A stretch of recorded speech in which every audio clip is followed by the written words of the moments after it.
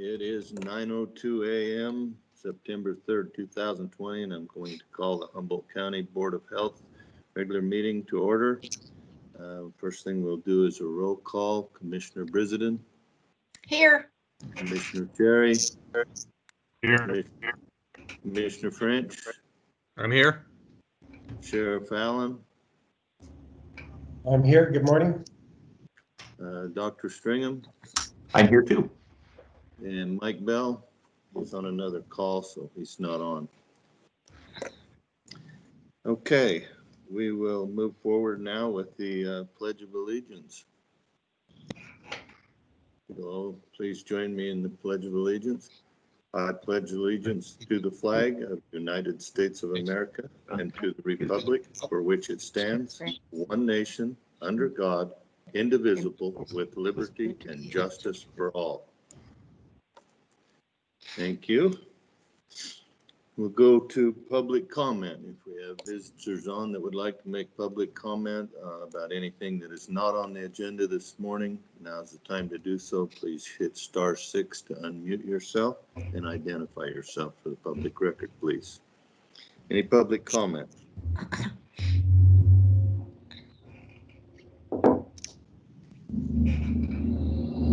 Have any public comment this morning?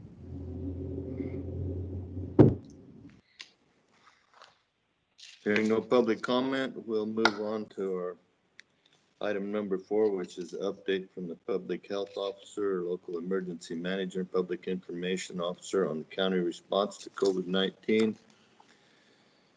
Presentation by Dr. Charles Stringham, public health officer, and Captain Sean Wilkin, Humboldt County Sheriff's Office and local emergency manager, and Nicole Maher, public information officer, regarding the current status of Humboldt County response to the COVID-19 virus, including but not limited to the latest number of positive cases in the county, as well as updates regarding other efforts to mitigate the spread of the virus. In addition, the group will update the board regarding the dissemination of information to the public through various methods. And we'll go to Dr. Stringham first. Good morning, everybody. I'm actually very excited about what I get to share with you today. First, I'd like to start with what I think is the biggest news, and that is that by some counts, we have 0 active cases in Humboldt County right now. I would say that that number is officially 1, but the state sees it as being 0, and I'm very excited about that. So this did not just happen. There have been a tremendous number of people here in Humboldt County who've really put their all into things. There have been a tremendous number of sacrifices that have been made by many of the people in our community, virtually everybody. And I'm really proud of what we as a community have been able to accomplish. I think this is a really big deal. And when you look at the total number of counties across the United States who've been able to do this, especially given where we had been a number of months ago, this is not just impressive. This is absolutely massive. I'm really happy about this. And I think everybody in Humboldt County is owed a debt of gratitude. I think the members of this board very proud to be serving with each of you. And I think things are really going fantastically. There are a lot of things that really have gone very, very well in our community. A lot of the things that we'll talk about this morning are more academic, more theoretical, and apply more to the nation as a whole than they do to Humboldt County at this point. But I want to talk about them, and I think that we'll have a good time talking about some of these things. Before I do, I want to give a special thanks to Ken and Debbie Whitaker. They are both officially consulting for the FAST team at this point, but they're no longer part of the FAST team. They have been responsible for a tremendous amount of the things that have gone well in the community. I'm very, very pleased with them, and I think each of us, when we see them, should thank the Whitakers. They've done a fantastic job. We have other members of the FAST team who are working with us now, and we'll be talking about that a little bit more in the next few minutes. But Ken and Debbie, really, really wonderful job. Very good things.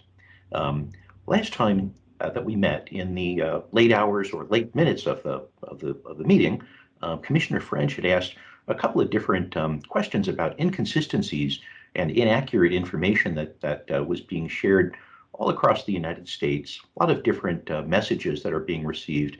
And so what I decided I would do is talk entirely this morning about this topic. There's a lot of interesting information to discuss, and I'll try to make this as brief as we can. because there's a lot to be covered, and I don't want to inundate you with too many details. And before I start this presentation, I'd like to kind of explain that I want you to imagine that you're walking into a party that is so noisy that it's very, very difficult to hear any individual message, but it's very likely that you can hear the drum beat, and we can always hear that. And in the end, no matter how noisy the mixed messages get for us, it's critical that each one of us listen to that backbeat. And in this case, it consists of 3 elemental messages. And if we just do those 3 things, then everybody will be absolutely fine. It's critical that everybody do a great job with facial coverings, with social distancing, and also with hand washing. And everything else is just background noise. So we're going to dive into what I think is a kind of a fascinating presentation. We're going to talk a lot about the virus, but we're also going to talk a lot about us and the way that that Americans as a culture tend to see things, and the way that we tend to solve our problems, and the various inherent strengths within our culture and the weaknesses that we have too, because I think all of that really plays a great big part in the way that we're fighting the virus, and also in the way that these inconsistencies are coming to us. So a lot of this is very fascinating. A lot of it has to do with science and human nature and lots of other things. We're fighting a novel virus. So the virus is new, at least it was as of several months ago. And but the interesting thing is the fact that the virus is new is not what's giving us most of the trouble in this fight. The fact that our culture is new, and the fact that the ways that we communicate and the way that we get messages across in our culture is new, that's causing the biggest of the problems. The virus is interesting, but when you consider something, and that is that look back through history and see various defining events that have happened, and the world's fight of COVID-19 will certainly be recorded in history as one of those big events that have happened. This is the biggest single world event that's happened since social media exploded. This is a massive test of our ability to get information across to people, and to be able to do one thing that never used to be necessary, because that is every single time in history that there's been a major event, we've always had experts come forward, and those experts have taught us the way to think about this. They've defined the events, they've defined the solutions, and we've generally followed those leads.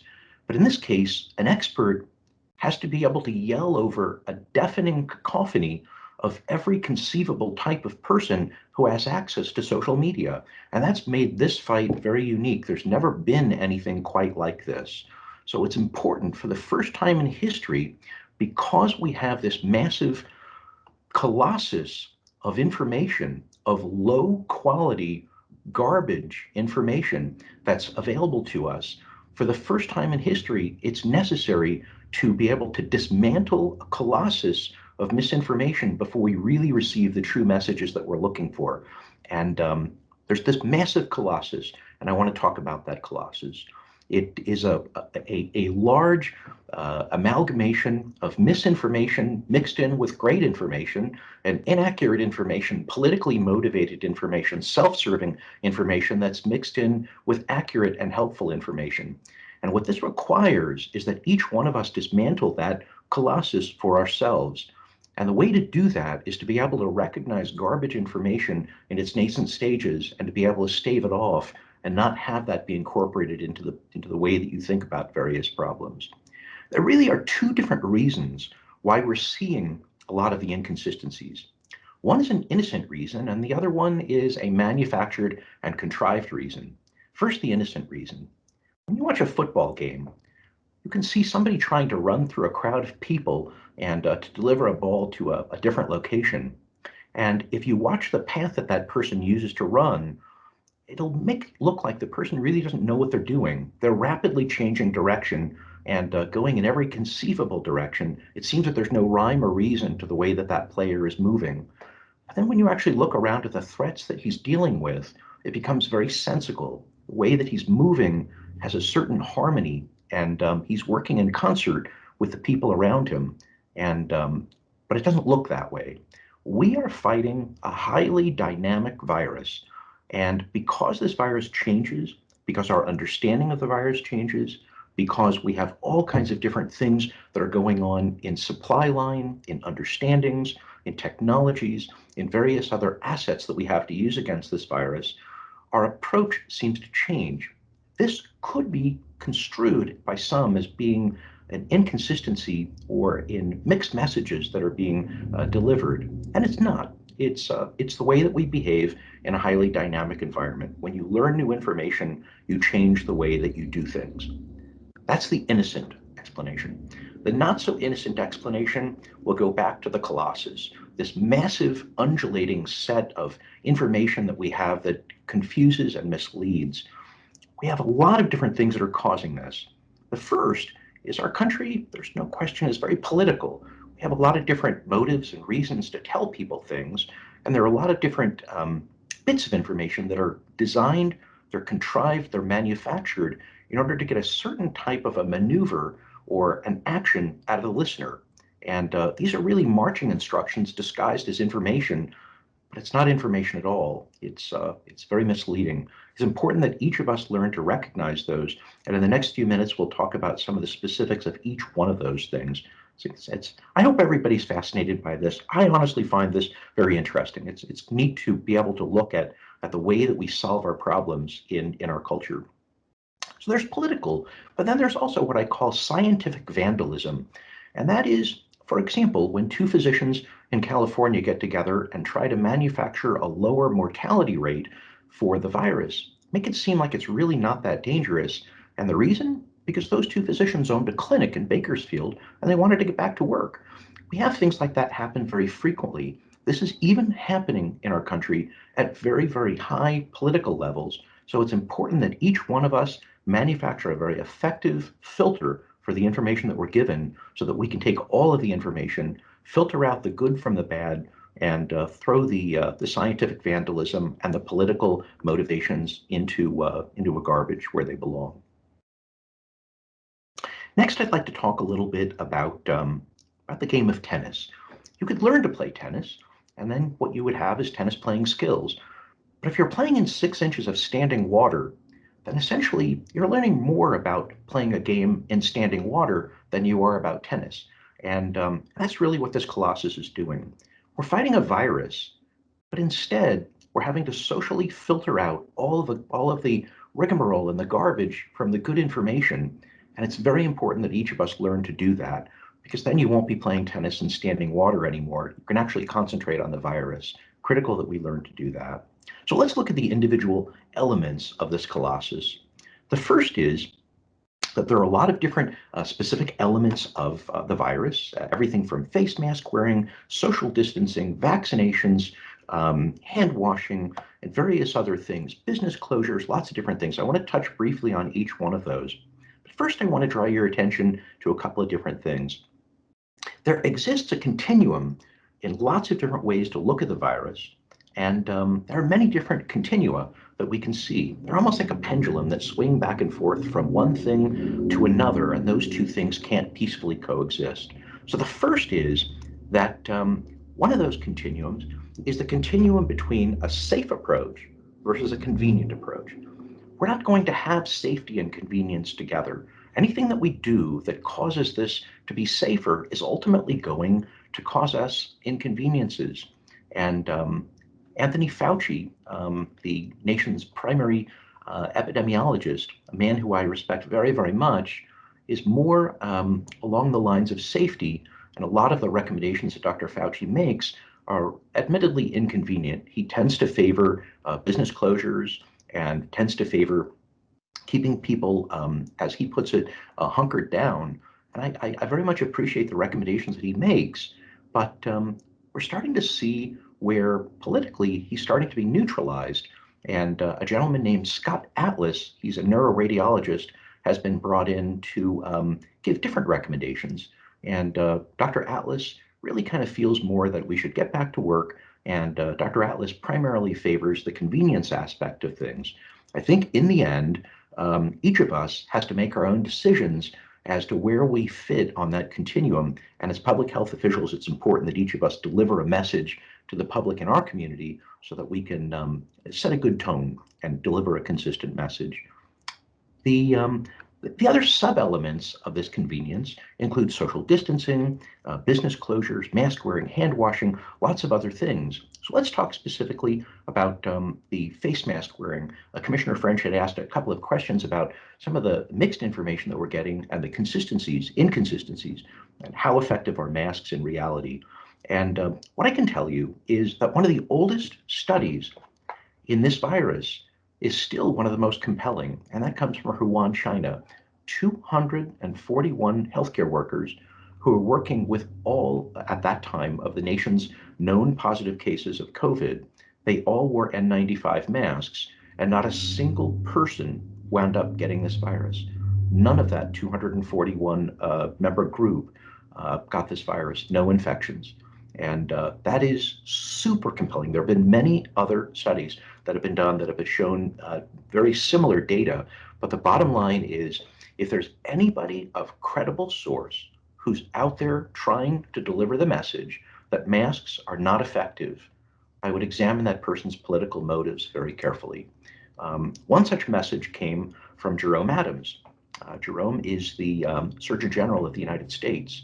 And early during this virus, Dr. Adams had delivered the message that N95 masks do not work. He said that. And he said that masks are not useful and that people should stop wearing them. Dr. Fauci himself said something similar, but it was taken completely out of context. This was done on a talk show, and it was done before COVID was even known, and he wasn't even talking about COVID. And people with political motivations had used that in order to deliver the message that Dr. Fauci would never have given. So we see a lot of inconsistencies. Dr. Adams, when he delivered that message, was trying to save masks for medical workers, because in the very same comments, he also said that masks are needed for medical workers. So it's curious that if masks don't work, why would medical workers need them? And it's important that each of us look at those types of things, to evaluate inconsistencies, to look at the source, to look at the motivations, and to quickly put anything of this nature into the garbage, even if that source is a seemingly credible source. That, as I would tell you, is an example of scientific vandalism. I have great respect for Dr. Adams. He is a very honorable man, but the recommendations that he made are some that I really don't agree with. And my guess is that he probably doesn't feel that way now. Business closures. Part of the major inconveniences are closing businesses across the United States, having schools that sometimes don't go back into session, and having other social restrictions that are made. What I can tell you is that these work very, very well to prevent the virus from spreading.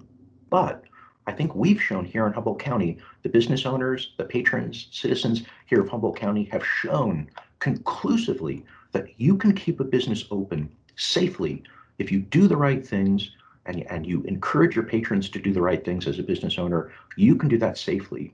There are still, to this day, no known cases in Humboldt County where this virus has been transmitted in a business. We've had quite a number of cases where people who've known to be infected, have been known to be infected, have gone into places of business, but they have not successfully transmitted that virus in that place of business. And the reason is social distancing, face mask wearing, and hand washing, those three basic things.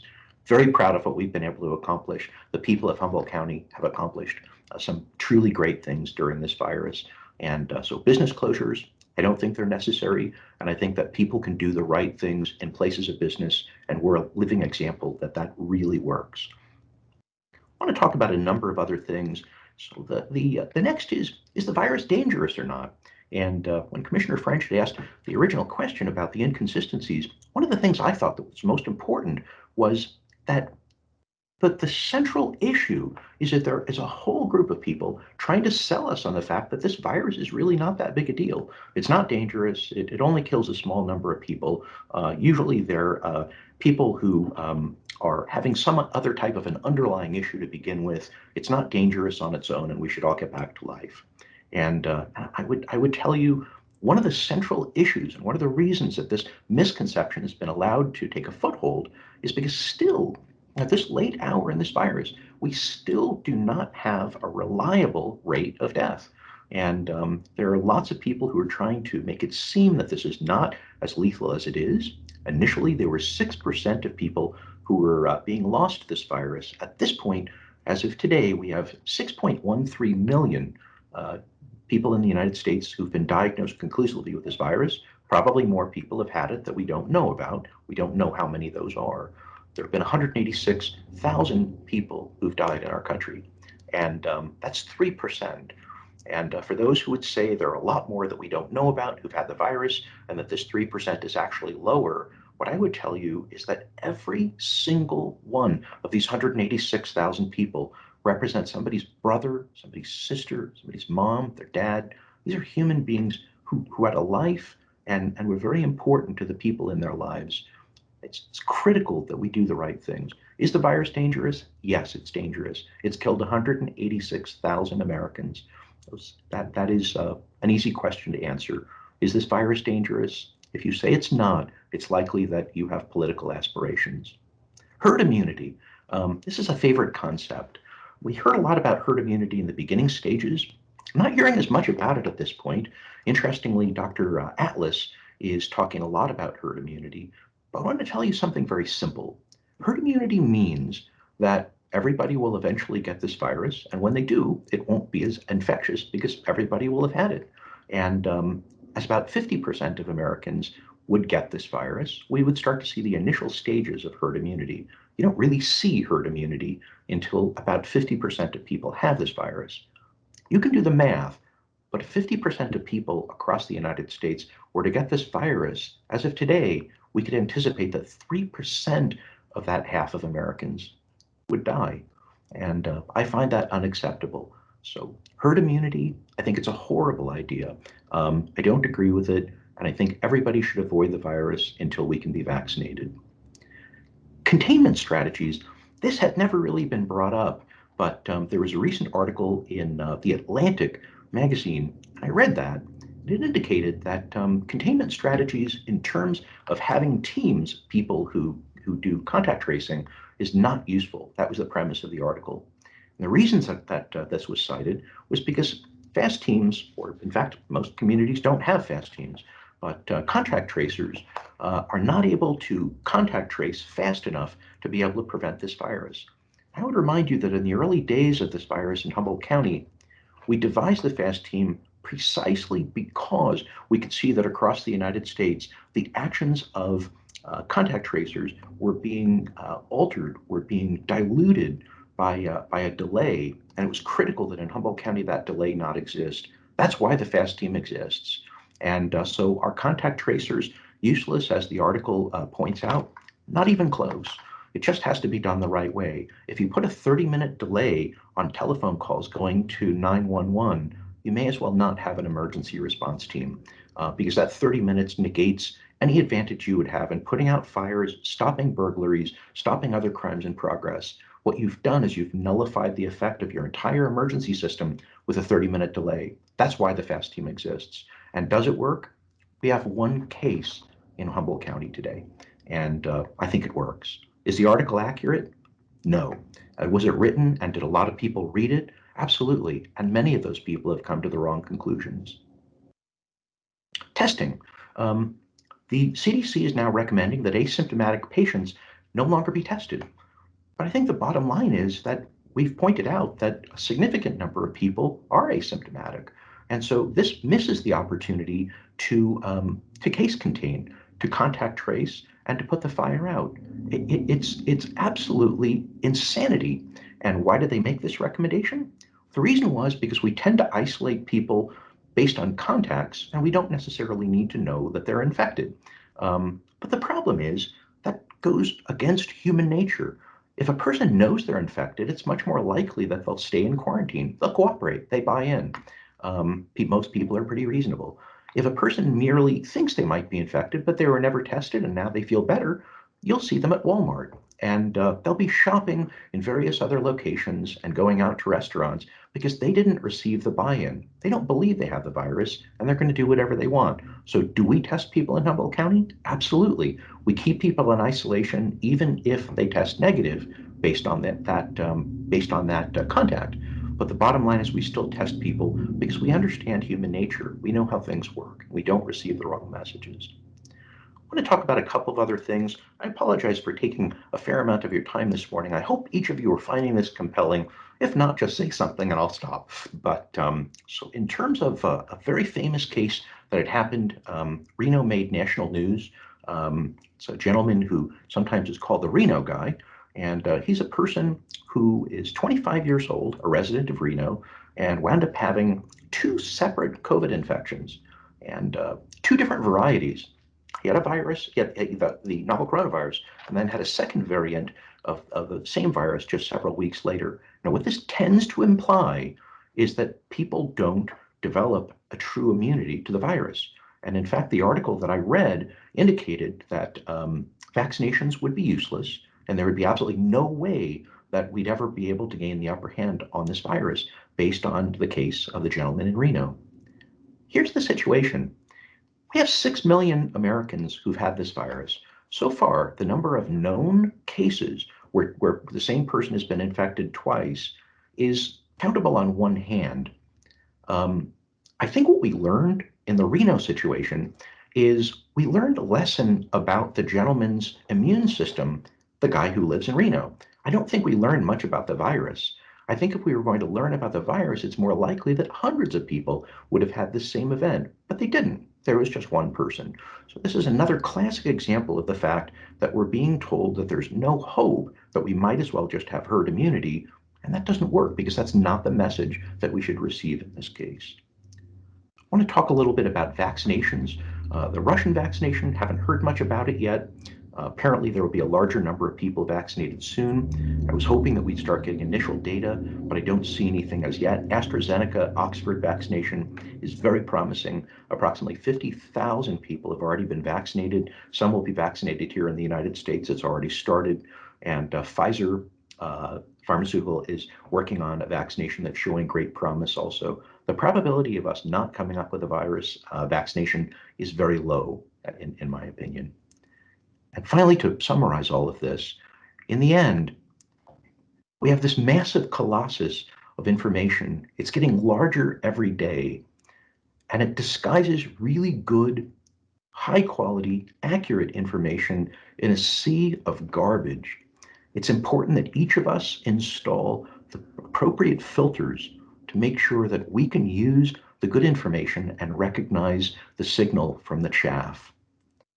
In the end, it's also important that that you disassemble that colossus and pay attention to the one thing that really is important, that's been important since the very beginning of this virus, and that is if every single person does the right things, social distancing, hand washing, face mask wearing, then every single person takes responsibility for their own safety, and we stop this virus. And if anybody wants an example of how that works, they can come here to Humboldt County, assuming they're not infected, and see how it's done. Very proud of the work that everybody in our county has done.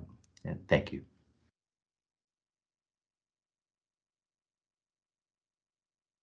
Thank you, Dr. Stringham.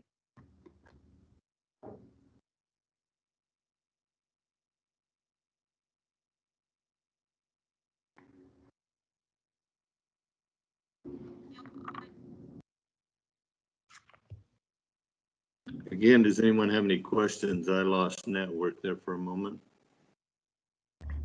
No questions? Okay. Thank you, Dr. Stringham. It was very informative. We'll move on now to Captain Wilkin. Good morning, Commissioner. So in emergency management, we submitted the 2 updated reports to the state of Nevada over the preceding 2 weeks. As a result of that, the cases between Fort McDermott and Humboldt County were delineated. So we are being treated as 2 separate government organizations, which put us to one of the 3 risk categories for the state, which took us off of the high risk as the last email I received from the state of Nevada. So that's good news for our county and moving forward in the roadmap to recovery that the state is working on. Otherwise, excuse me, resource requests and things have been stable. We did get a couple things in for the school district. I got to reach out to Dr. Jensen to get those delivered to him today. We've been working with Department of Emergency Management. We're just in general for emergency management in pretty good shape with things. They haven't requested additional reports from me to be submitted to the state as of this week. So I'm hoping that we stay in that position where we're not having to continually resubmit information to them and we can continue to move forward. So, does anybody have any questions for me on anything? Any questions for Captain Wilkin? Mr. Chairman, this is Commissioner French. I had one question. Go ahead. Sean, have you heard anything from the school district relative to the proposal for the PCR monitoring in the effluent water below the schools to determine virus loading? I know we talked about it at one time, and I haven't heard a whole lot since then. Have you heard much? No, sir, I haven't. Okay, thank you. I can step in if you like. I'd received an email recently, and there's been a single test that was done near the treatment facility, and theoretically it would represent what the entire county has. And there was no detectable virus, and I think the minimum threshold was 2.6 viral copies per unit of measure, and that it was not detectable at or below that level. So not sure how useful this will be. I haven't heard specifically about the testing that was done at the school. I know that there were other tests that were ordered, and I don't know what the status of those is at this point. That's good news. Thank you. Alicia, are you on today?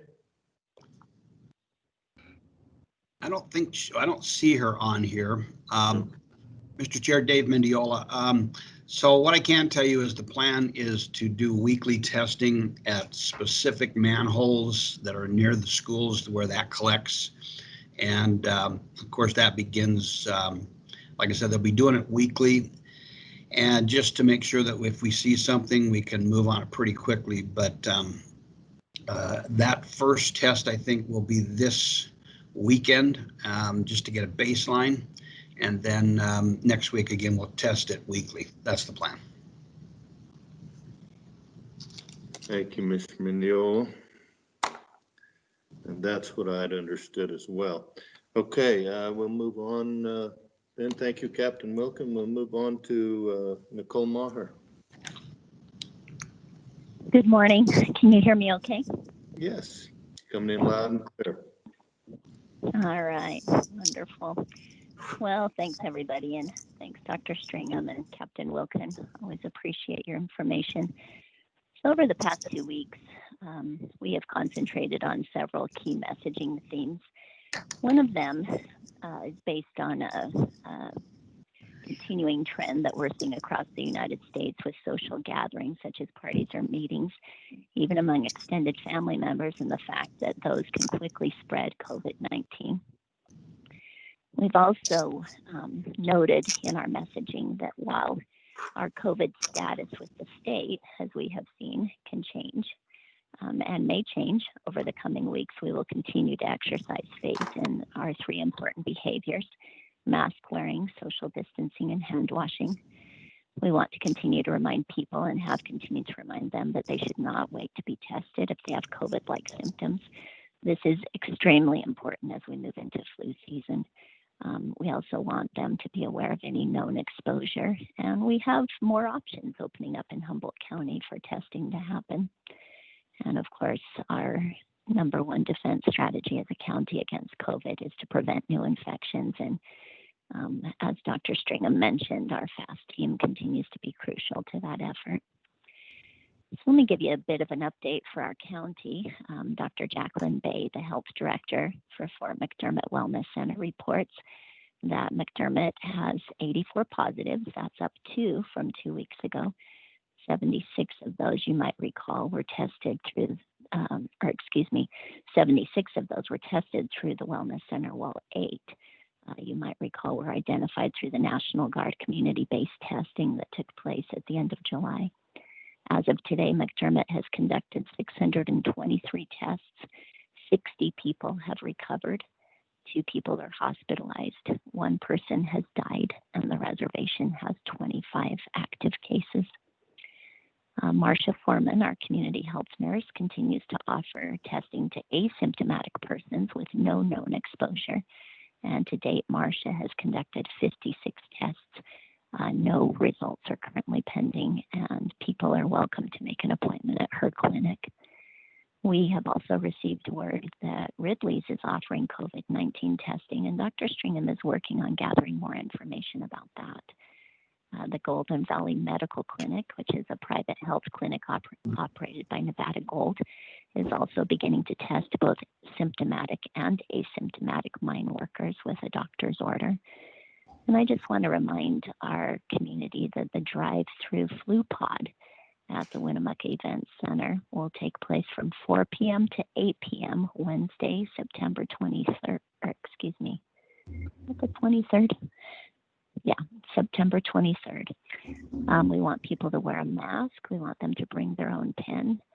And Dr. Stringham has indicated, and we will begin sharing this message loud and clear across all channels, that this year may be the most important year to get a flu shot for various reasons. And primary among those is to make sure that we don't waste resources on the flu that perhaps need to go to COVID, and also to make sure that people are able to be protected against the flu and hopefully be able to distinguish between those two illnesses. It's going to be an interesting season as we move into that. On local social media channels, residents have wondered if the new case numbers we announce include retests. The answer is no. We routinely see some misinformation regarding how tests are counted. Residents continue to request information regarding the reporting of Humboldt County versus Fort McDermott cases. Again, those are reported separately. Residents continue to discuss the Humboldt County School District's school opening plan for Tuesday, September 8th. Child care and work schedules continue to be in the conversations, but people seem to be finding their place, and that's heartening. Some residents have wondered where Humboldt County stands in light of Governor Steve Sisolak's moving to a new normal plan. As of last Thursday, August 27th, the state of Nevada dropped Humboldt County from its list of counties with elevated risks of transmission. The COVID-19 Mitigation and Management Task Force said Humboldt no longer meets the criteria for being on the list, though the task force will continue to receive ongoing updates to ensure that our data trends are sustained. And task force members said they were pleased that our county has been successful in engaging the Fort McDermott tribe in keeping those case numbers updated. And some residents continue to express distrust with the COVID-related information they were receiving, especially with regard to what they say are inconsistent death rate percentages. And Dr. Stringham touched on that. That's not a local problem. That's definitely a state and a national problem as well. On the state social media channels, a call is spreading across social media channels to stop wearing masks on September 15th, with or without governmental approval. We'll see where that movement goes. There is a fairly prevalent feeling across social media channels that the government will try to release a vaccine ahead of November's election in order to curry favor with voters. And in response to that, in general, most Nevadans appear to be distrustful of a vaccine that seems rushed. They are concerned about safety because of the quick development pace, and they're worried about government overreach. In our situation report, the state is at 862,000 tests performed. So far, that's up just shy of 100,000 from 2 weeks ago. 1,336 deaths. That's up 202 from 2 weeks ago. As Dr. Stringham mentioned, Humboldt is at 111. That's up from 105 cases 2 weeks ago, and we continue to have the fourth highest death rate in the state. Washoe, up 924 cases from 2 weeks ago. They're at 6,400 cases right now. 139 deaths in Washoe County. That's up 12 from 2 weeks ago. Clark, just shy of 60,000. cases. They're up 5,500 cases from 2 weeks ago.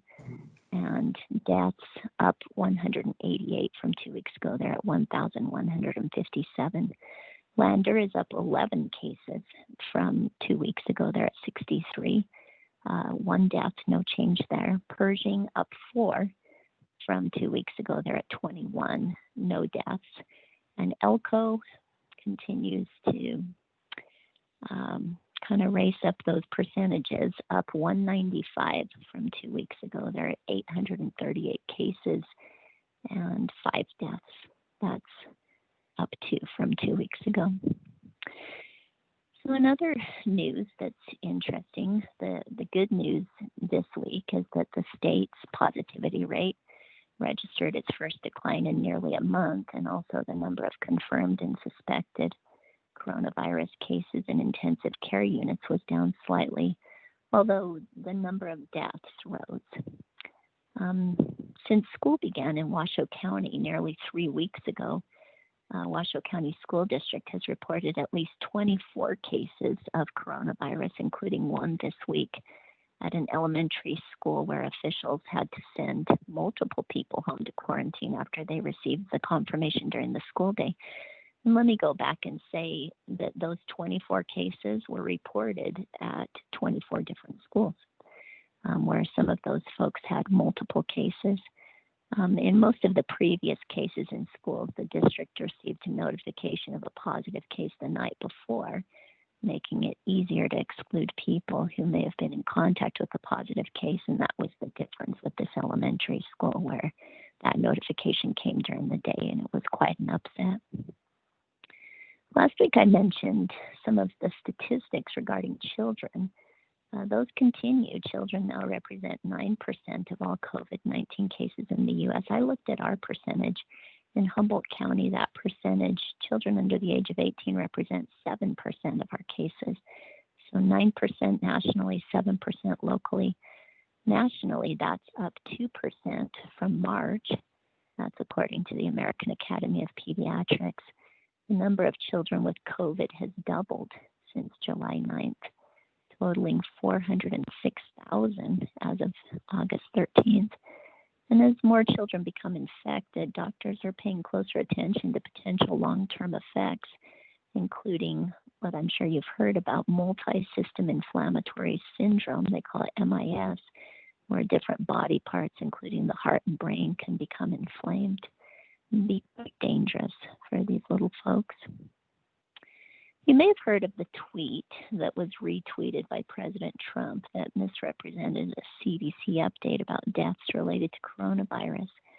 The tweet originated from a Facebook post, and it's since been deleted for incorrectly claiming that the CDC had quietly changed its statistics to depict how only 6% of people who died from the coronavirus actually died from COVID, because the other 94% had 2 to 3 other serious illnesses. Well, the CDC statistic actually said that COVID-19 was the only cause mentioned for 6% of deaths. The other 94% had pre-existing conditions, but could have lived on for many years if they hadn't contracted the virus. So interesting, as Dr. Stringham mentioned today, how information can be manipulated. Last week, the Centers for Disease Control and Prevention changed their COVID-19 testing guidance, as Dr. Stringham also mentioned, to say that some individuals without symptoms may not need to be tested. But just a reminder that our state officials have confirmed they will not be adopting that new guidance and will continue to strongly recommend testing for all individuals, symptomatic or asymptomatic, who have been in contact with a person who has been diagnosed with COVID. Last Monday, Governor Sisolak's Emergency Directive 31 extended the moratorium on certain residential evictions for 45 days through October 14th. Last Thursday, the state identified 7 counties, not Humboldt, that are now showing an elevated risk of transmission, and bars and pubs in Elko, Washoe, Clark, and Nye, not Pahrump, counties remain closed. As of Wednesday, which is our most recent data available, statewide hospital occupancy rates are 72%, That's down 1% from 2 weeks ago. ICU units, 61%. That's down 62% from 2 weeks ago. And ventilators in use, 34%. That's down from 36% 2 weeks ago. So we are seeing some good downward trends. This is interesting. I just wondered if other states, including Nevada, may follow suit. The California state legislature has passed legislation which now requires hospitals, skilled nursing facilities, dialysis clinics, and other healthcare facilities to have 45-day supplies of PPE, of personal protective equipment, to protect healthcare workers and patients in the event of a pandemic or other healthcare emergency like COVID. The bill still needs to be signed by Governor Gavin Newsom. But like I said, it will be interesting to see if other states follow suit. I think the idea is just to maintain a state of preparedness at all times, regardless. In California, nursing home visits resumed in July. Texas began allowing nursing home visits on August 6th, and Florida lifted its ban on nursing home visits this week. Been interesting to look at the national news about that. It's a very controversial subject, especially since 40% of our COVID deaths can be linked back to nursing homes. And so just interesting to look at this national news and see what effect that might have on our state.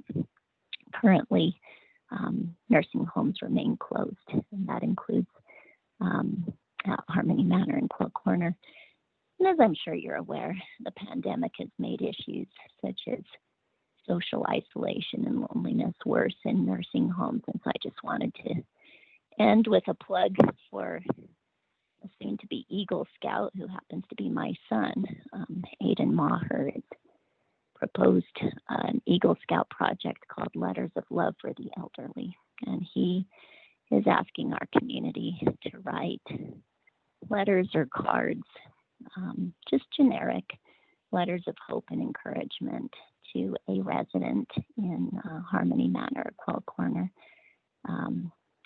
What's going to happen with those, or what has been happening with those, is once they arrive, then our wonderful activity staff at the hospital, they take those, they put them in quarantine for 3 days per state regulations, and then after 3 days, they begin distributing those to the residents there. And so if you would take part in that, that would be wonderful.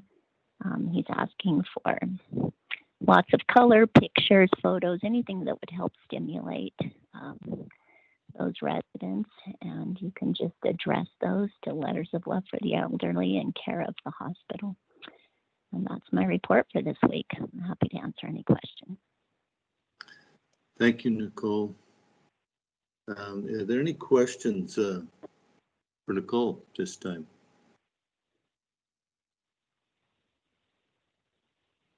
No questions? Well, thank you very much, Nicole. Nice report. We will move on to item number 5, an update from Tiffany Love, Chief Operating Officer of Humboldt General Hospital on COVID-19 and Humboldt General Hospital. Good morning, Tiffany. Actually, Mr. Chair, Dave Mendiola, Tiffany is on a different call, but the only thing she had to add was that the Telica machine, if you recall, that's the machine that's going to do the antibody testing that the hospital has purchased. They got a little bit of a delay because of some construction issues. They needed more room for the machine. So that's delayed by 2 weeks. She said she should have it up by the time this board meets next time, and she'll have more to report in terms of that, as well as the testing procedures. Okay. Okay, thank you very much. Future agenda items.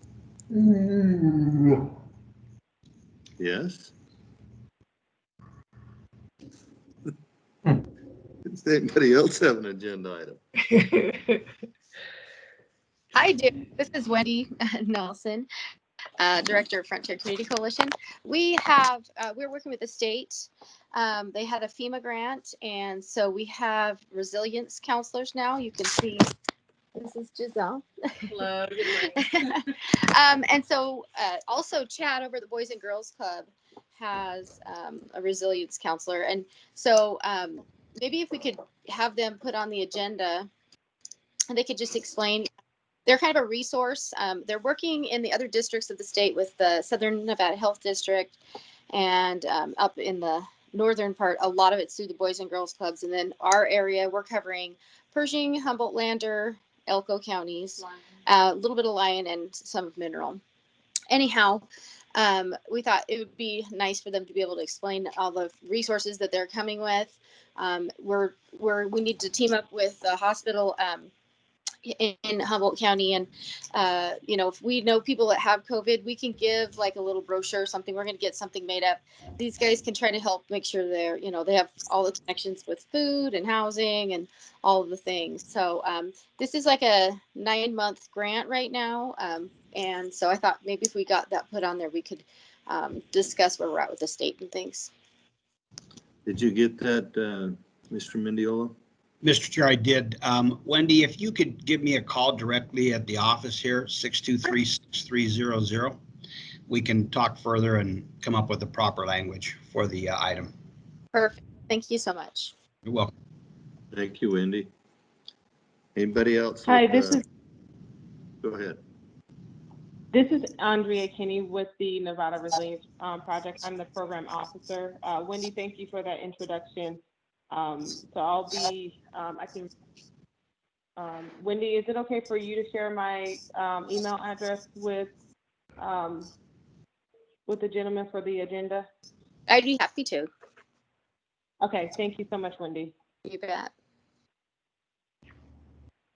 Anybody else? Yes, this is Marcia Foreman, Community Health, and I just wanted to, first of all, I want to say thank you to Nicole for covering us so well. Secondly, I do want to let the community know of a few things that we have out there that has happened. As we are trying to promote the seasonal flu vaccine this year as much as possible, Patty at the senior center has contacted me, and a lot of the seniors are nervous about coming to the regular drive-through. A lot of them have been homebound through this entire situation, that type of thing. So we are going to do a 2-hour drive-through just for the seniors up there at the senior center, and a 2-hour walk through for those in Lasario Arms to try and help protect our seniors up there also. So that's out in the works, and so I just wanted to let everyone know that. And if anyone wants to volunteer, we'd love to have you to come and help. Thank you, Marcia.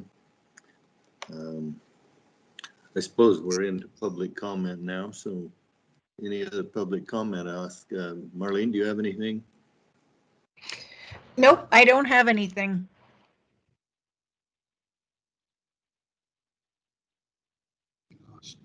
Mr. Kinney. Whoops. I did. You don't have anything? Okay, Commissioner Cherry, do you have anything? Yeah, I have a couple of questions. Heard a lot of information. It took a little while to digest it all, but probably both these questions are questions that Dr. Stringham could answer. The first is about the masks. Your report shows that the results from using the N95 masks have been has worked very well. But I don't know that everybody can get an N95 mask. And has there been any studies in regards to cloth masks and how they are working? I think that parents particularly would be really interested in knowing whether if they send their children to school with cloth masks, how well they are going to be working for them. That's the first question. The second question is in regards to the testing that they're going to be doing on our sewer system.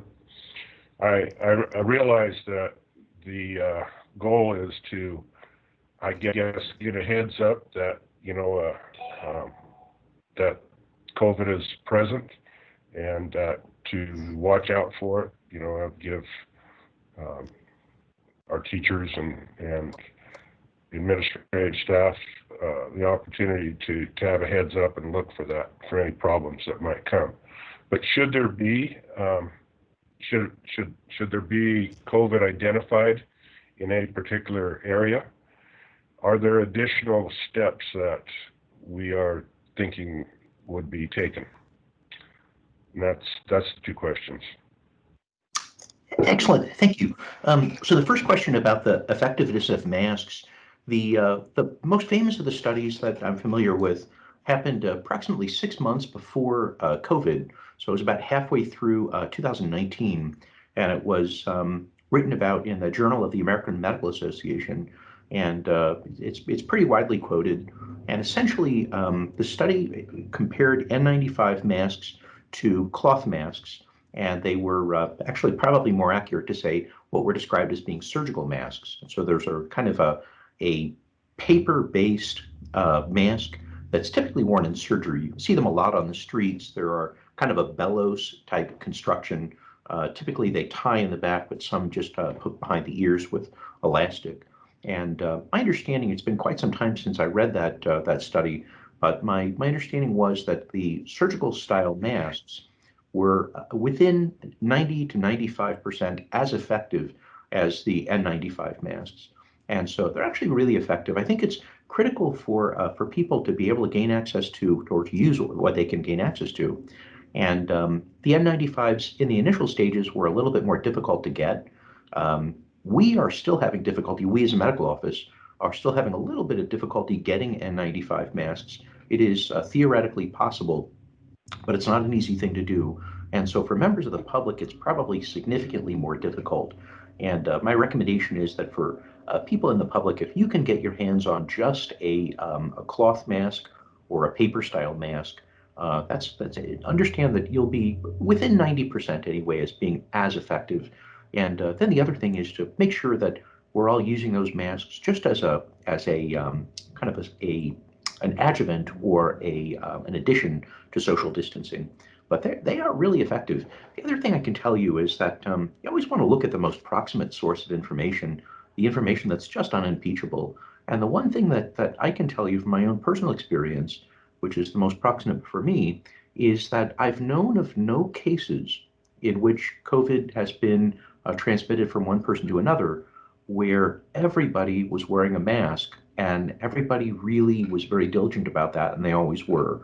A lot of the things that you hear are that the masks aren't very effective because people play with them or people don't wear them the right way. I think the bottom line is they really are very effective. So yes, very, very, very good thing to do. And in terms of the second question, the wastewater, my understanding was that where all this would lead would ultimately be to better community preparedness for specific cases where we knew that the viral load in the water was starting to increase, and that we would have a chance potentially with large spikes in the event that there were large spikes, which thankfully that we're not seeing anything yet. I think there's just one test that's been back so far. But if there were to be large spikes in the future, we potentially could gear up for something in terms of putting the auxiliary hospital back together, or to potentially look for inadequacies in PPE and various other equipment, things like that. So I think that the primary advantage to doing this is that it gives us, according to the study publications that I've read, approximately 10 to 14 days of advanced warning before things really were to get bad. It's kind of an early warning radar system. Does that answer the questions that you've asked? It does. Thank you. Okay, thank you. Okay, thank you, Commissioner. Thank you, Dr. Stringham. Sheriff Allen, you have anything? Yes, hopefully my internet won't go out. It's been kind of intermittent today. But I just wanted to extend my appreciation to Dr. Stringham and his expertise, knowledge, education to the county that he's done for the county on helping get these numbers down. I mean, without his guidance, that he's provided to us throughout this pandemic, I think we would be in a totally different situation. And I do agree we all have to wear our mask, social distance, and wash our hands. But I just wanted to share just a short story that I'm aware of that occurred in a California hospital, that an individual I know came down with pneumonia, and he was released, which is good. But when he was in the hospital with pneumonia, he was told by the hospital, or family members were told by the hospital, that if he did pass away, it would be counted as a COVID death. So I do think it's just real important that we analyze all the numbers that are provided. We really don't know everything that's out there and how numbers are being manipulated, but I think if we stick to the foundation of mask, social distancing, and hygiene, we'll be able to hopefully get on top of this someday soon. Thank you. Thank you, Sheriff. Commissioner French. Thanks, Mr. Chairman. I just had one item that may be a question followed by an item that might go on our next agenda.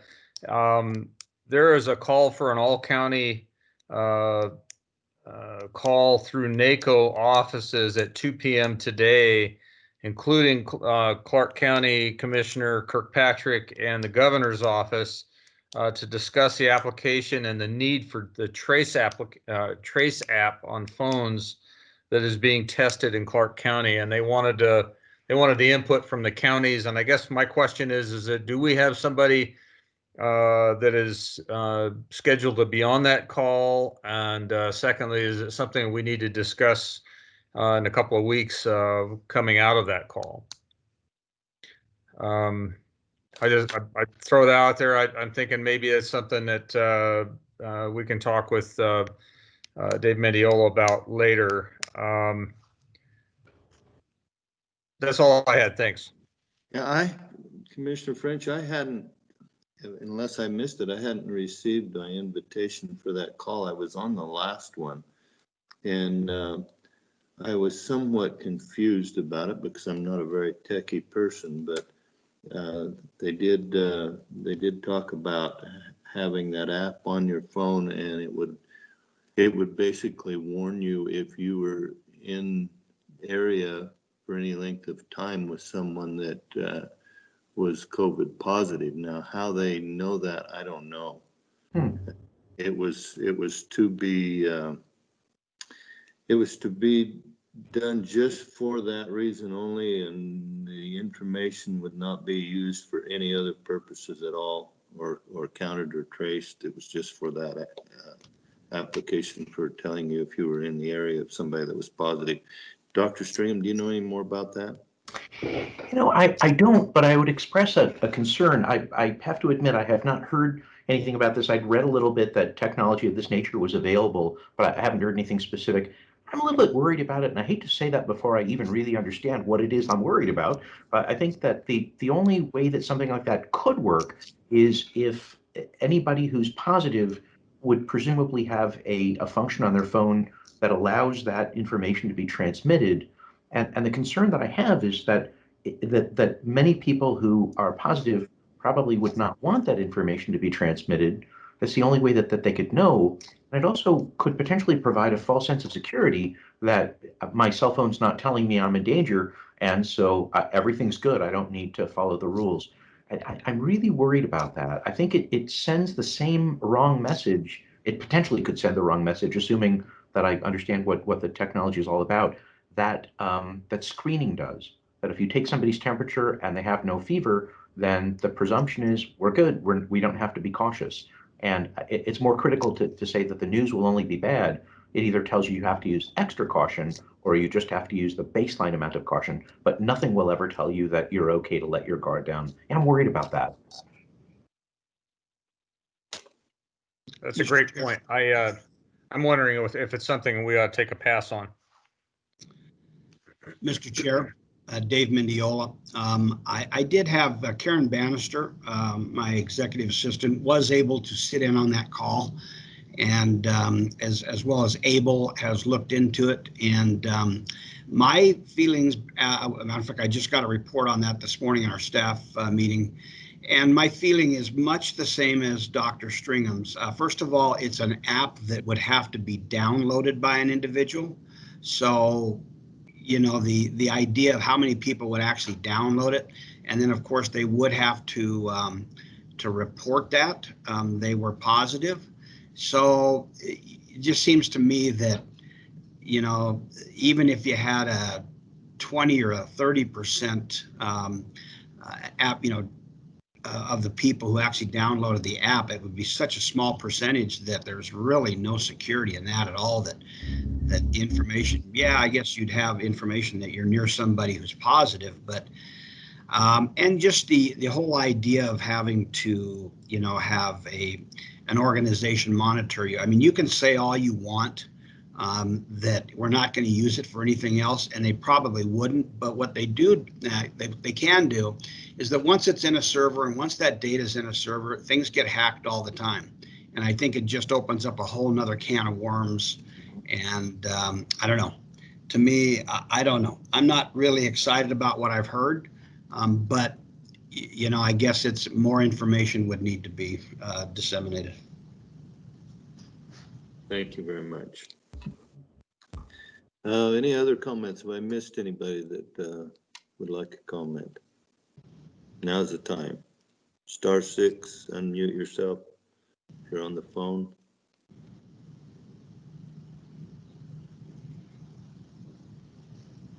No other public comments. I think it's time to adjourn this meeting. We'll adjourn at 10:08. Thank you very much. Thank you, Thanks. everybody.